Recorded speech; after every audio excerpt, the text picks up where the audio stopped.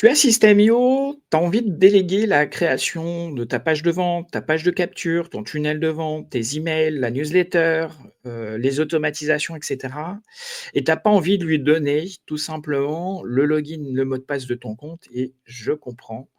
C'est tout à fait, normal de ne pas partager ses accès. C'est même quelque chose qui est, important et sécuritaire à avoir et il y a un moyen relativement simple pour pouvoir, donner accès à ton SEO sans que tu donnes ton login et ton mot de passe et je te montre ça dans cette vidéo, juste après ça.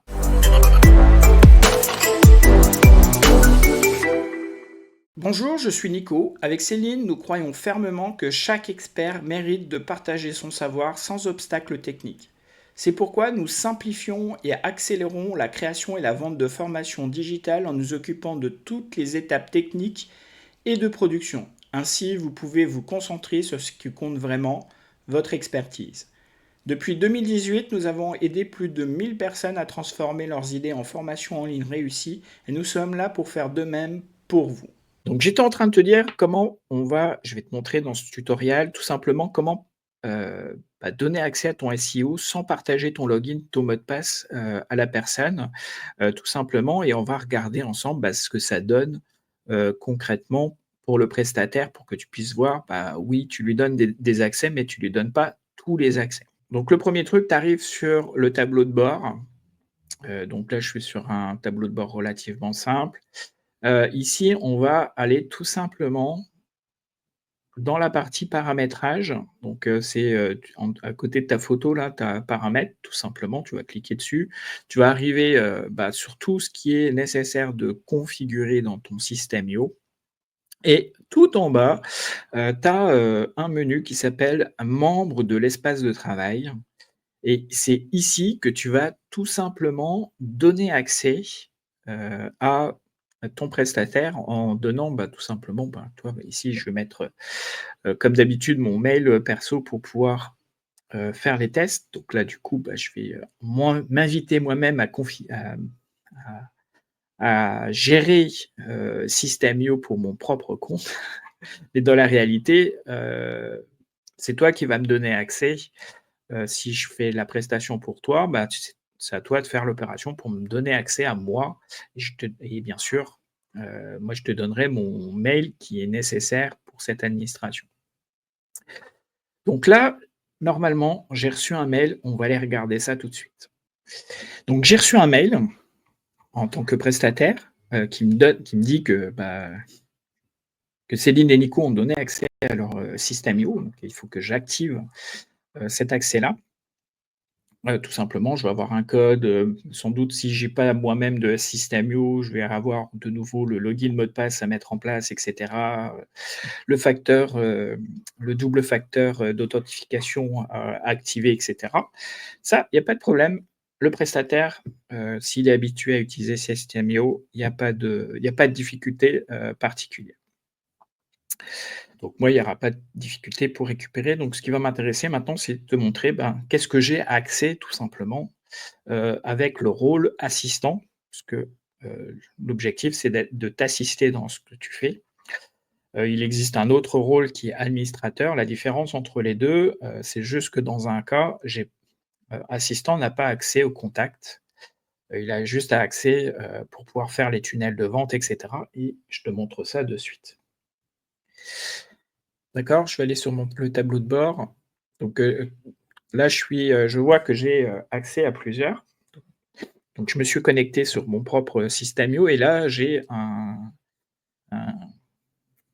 un menu qui me permet de choisir pour quelle entreprise ou quel, System.io je vais, me connecter. Donc là, par exemple, je vais utiliser, Système et Nico, qui est le System.io, par défaut et là, vous voyez, j'ai accès au tunnel de vente qui existe. La partie contact, là, je vois tout simplement, j'ai pas accès, je suis pas autorisé puisqu'on a dit que, tout simplement, le rôle assistant ne permet pas de voir les contacts. Donc si votre, prestataire, s'il était malhonnête et qu'il vous piquerait vos clients, entre guillemets, votre CRM, là, il peut pas. Il va faire juste l'activité qui est intéressante. J'ai accès à beaucoup d'activités, hein, j'ai accès au workflow, j'ai accès, aux règles, j'ai accès aux mails, aux newsletters, aux campagnes. J'ai bien sûr accès aux statistiques, donc je peux voir, analyser les mails qui ont été envoyés et cetera et donc d'ajuster, ben, par exemple, si j'ai en prestation la création d'une page de vente ou d'une page de capture avec une séquence, d'emails qui est derrière, je vais pouvoir identifier, bah, est-ce que la séquence marche bien? Est-ce que ça convertit bien? Et cetera. Donc par exemple, sur le tunnel de vente, on va prendre, bah, le dernier tiens, que j'ai créé il y a pas longtemps, bah, je vais pouvoir avoir accès aux statistiques. Donc là, on voit avec les premiers essais, bah, le taux de conversion, et cetera, comment il fonctionne. Donc ça va permettre et de voir ce que ça génère comme flux financier. Donc ça permet d'ajuster sans pour autant être obligé de demander, «Donne-moi les droits pour tel truc» et cetera. Là, on a tous les droits pour pouvoir, avoir accès au SEO sans, pouvoir modifier, hein, parce que ça aussi, ça peut être une peur, sans pouvoir avoir à modifier, bah, le strip, par exemple, pour que le flux financier vienne chez moi. D'accord? Je peux, juste, vérifier, par exemple, les vérifications, d'authentification qui sont nécessaires pour le domaine et puis pour le mail.